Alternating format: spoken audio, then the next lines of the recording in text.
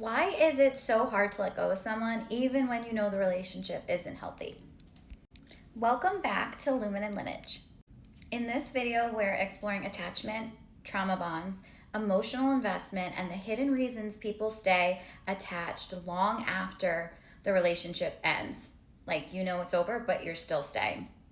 Through the HALO method, we learn to identify what we're actually holding on to and how to learn to come back to self-trust and peace.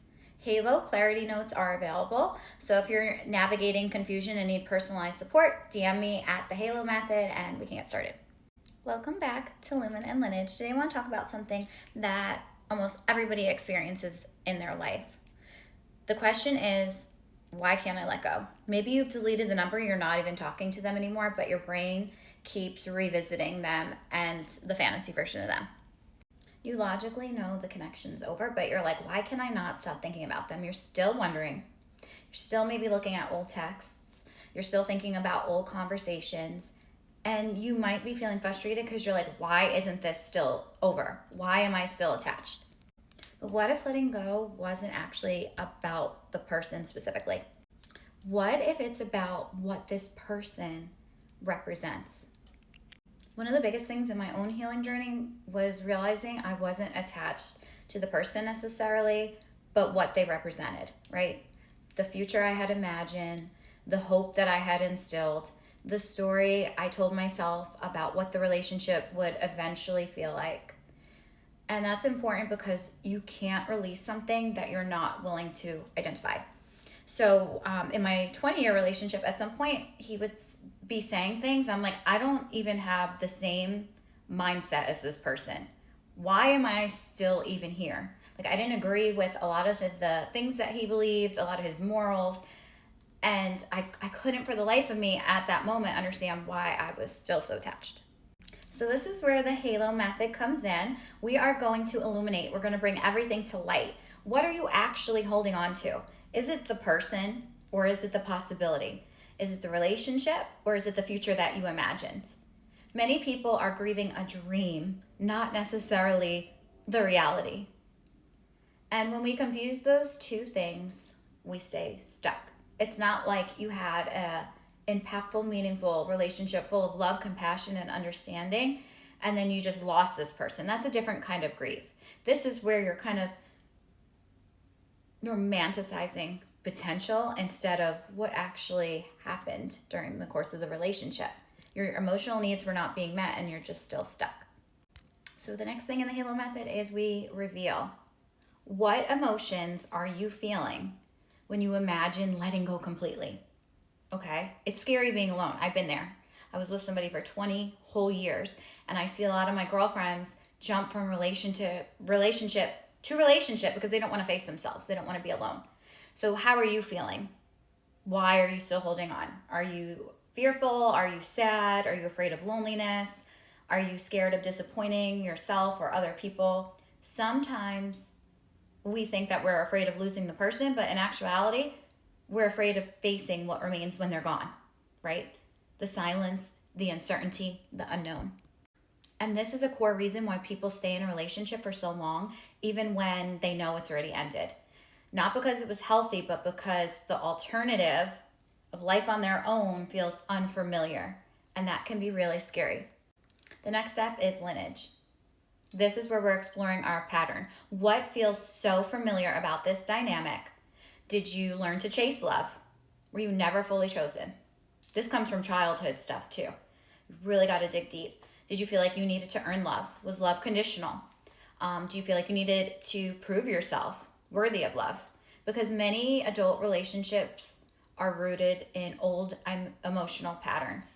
We recreate what feels familiar to us, even when it hurts, just because our nervous system and our body is used to that.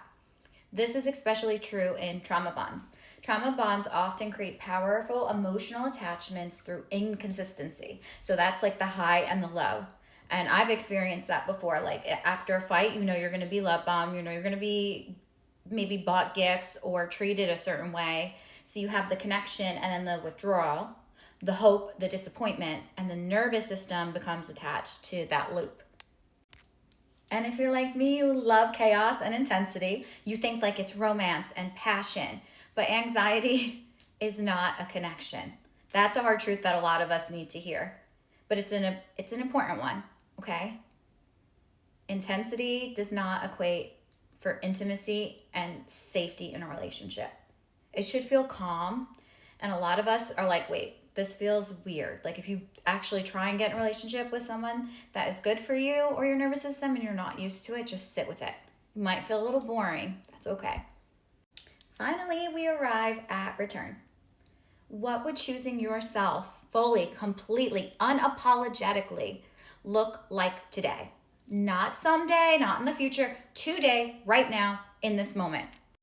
Maybe it looks like setting a boundary, telling somebody no, that they do not have access to you. Maybe stopping yourself from checking their social media. Maybe honestly grieving and sitting with it and giving yourself grace and saying, this is how I feel in this moment. I'm not going to feel like this forever, and sitting with it. Sit with yourself, acknowledge it. Maybe it's about accepting what it is instead of negotiating with reality. And I promise, once you start setting these little boundaries, start in a small step of choosing yourself, it will become more natural and it will feel better each time because you're kind of reclaiming little parts of yourself back, your self-respect and your loyalty to yourself.